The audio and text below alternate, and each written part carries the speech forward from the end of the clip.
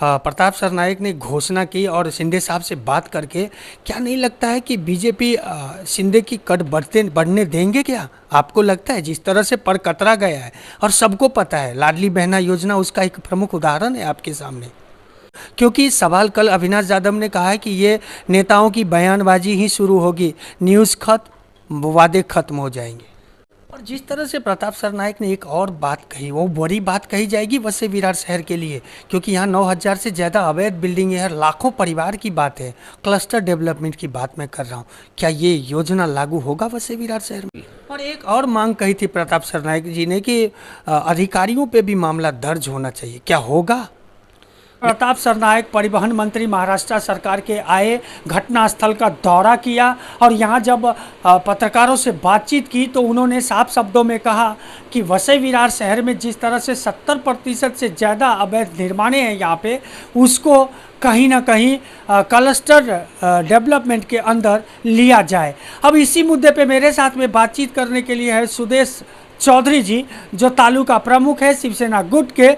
तो बने रहिए और देखते रहिए रियल न्यूज़ नेटवर्क। नमस्कार। क्या कहेंगे, कल जिस तरह से प्रताप सरनाईक जी आए और उन्होंने ताबड़तोड़ चाबी देने की माहाडा में बात किया, जायसवाल जो माहाडा के ऑफिसर हैं उनसे, हाँ, क्या लगता है उन लोगों को अब तो घर मिलेगी? ये तात्कालिक काम मतलब उनको घर मिलेगा या फिर कायम स्वरूप? नहीं, वो जो घर है म्हाडा के घर है और माननीय शिंदे साहब गृह निर्माण मंत्री है। हमारे आदरणीय नेता और आदरणीय मंत्री महोदय प्रताप जी सरनाईक ने कल घटनास्थल का जायजा किया और वहाँ से लोगों से उन्होंने रूबरू बात की और वहाँ लोगों के सामने ही उन्होंने जो म्हाडा के संजय जायसवाल जी आईएएस ऑफिसर है उनको फ़ोन किया और उनसे दरख्वास्त की कि ऐसी ऐसी घटना घटी है और लोग रास्ते पे है और महापालिका के पास कोई ऐसे शेल्टर नहीं है, तो म्हाडा के जो खाली फ्लैट पड़े उसमें उनको टेम्पररी रहने के लिए दिया जाए। तो माननीय जायसवाल जी ने भी उसको मंजूरी दी और शिंदे साहब ने भी शायद फ़ोन किया होगा, क्योंकि शिंदे साहब ने लाइव बात की, सब पत्रकार थे महापालिका सभागृह में, तो शिंदे साहब ने भी बोला कि नहीं उनको दे देंगे। तो आज जो जानकारी है लोगों से जो फॉर्मेलिटी करनी थी कागज पत्र की वो आज हो गई है। कल उनको चाबियाँ दी जाएगी, उनको वहाँ पे शिफ्ट किया जाएगा। और जिस तरह से प्रताप सरनाईक ने एक और बात कही, वो बड़ी बात कही जाएगी वसई विरार शहर के लिए, क्योंकि यहाँ 9,000 से ज़्यादा अवैध बिल्डिंग है, लाखों परिवार की बात है, क्लस्टर डेवलपमेंट की बात मैं कर रहा हूँ। क्या ये योजना लागू होगा वसई विरार शहर में? कल जब हम घटनास्थल पे गए और वहाँ का जो जायज़ा उन्होंने किया, वहाँ की परिस्थिति उन्होंने देखी, तो महापालिका सभागृह में आने के बाद उन्होंने हमारे जो नेता है शिवसेना मुख्य नेता एकनाथ जी शिंदे साहब को उन्होंने फ़ोन किया और उस फ़ोन को उन्होंने स्पीकर फ़ोन पे लगाया और शिंदे साहब से उन्होंने बात की कि यहाँ की परिस्थिति इतनी ख़राब है कि दुर्घटना घटने के बाद वहाँ पे मशीनरी जाने के लिए भी रास्ता नहीं है, ऐसी परिस्थिति यहाँ की है। तो इसके लिए शिंदे साहब ने भी, आपने सबनों ने सुना होगा कि शिंदे साहब ने बोला कि उसके लिए क्लस्टर ही एक उपाय है और भविष्य में इस वसई विरार शहर की ये मांग रहेगी और क्लस्टर योजना, एसआरए योजना इस शहर में भी आनी चाहिए, क्योंकि लोगों को एक प्रकार की राहत इससे मिल सकती है।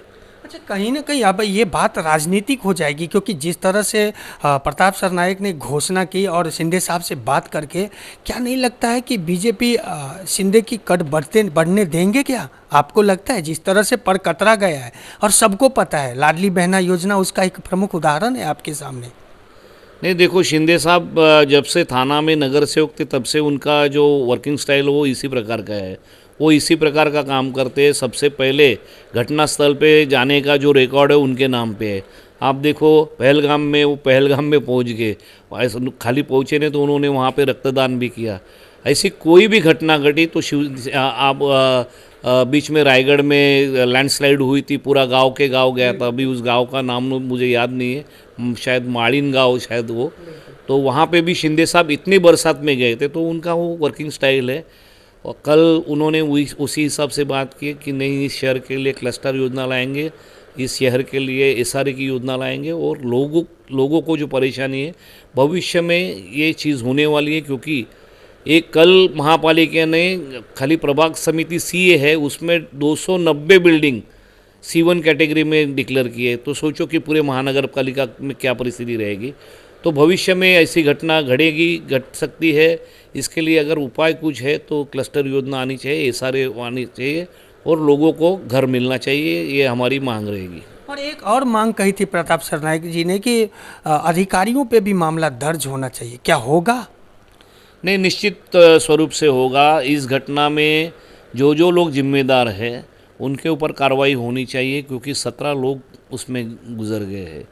तो सरनाईक साहब ने प्रशासन को आदेश दिया है कि इस घटना की पूरी इंक्वायरी होनी चाहिए। इसमें जिन्होंने भी निग्लिजेंस दिखाया उनके ऊपर कार्रवाई, सख्त से सख्त कार्रवाई होनी चाहिए, ऐसा निर्देश उन्होंने महापालिका प्रशासन को दिया है। और कल आदरणीय पालक मंत्री गणेश जी नाइक साहब भी यहाँ पे आए थे, उन्होंने भी घटना का जायजा लिया और उन्होंने भी महापालिका प्रशासन को एकदम स्ट्रिक्टली वार्निंग दी कि इसके लिए किसी को छोड़ा नहीं, बख्शा नहीं जाएगा, हर जो जिम्मेदार है उसके ऊपर कार्रवाई होगी। मुआवजा को लेकर के स्थिति क्या है अब तक? आज ही वसई विरार शहर महानगर पालिका की तरफ से 59 फैमिली को 20,000 कैश के स्वरूप में दिए गए हैं और आदरणीय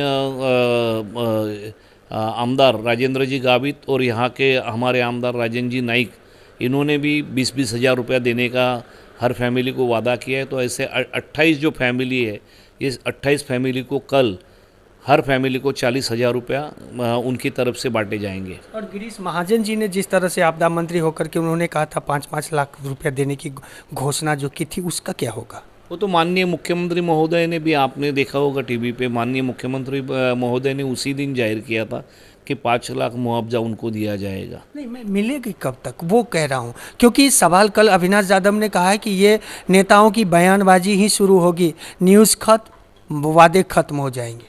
नहीं, ऐसा बोलने को तो कोई भी बोल सकता है, ऐसी परिस्थिति नहीं है।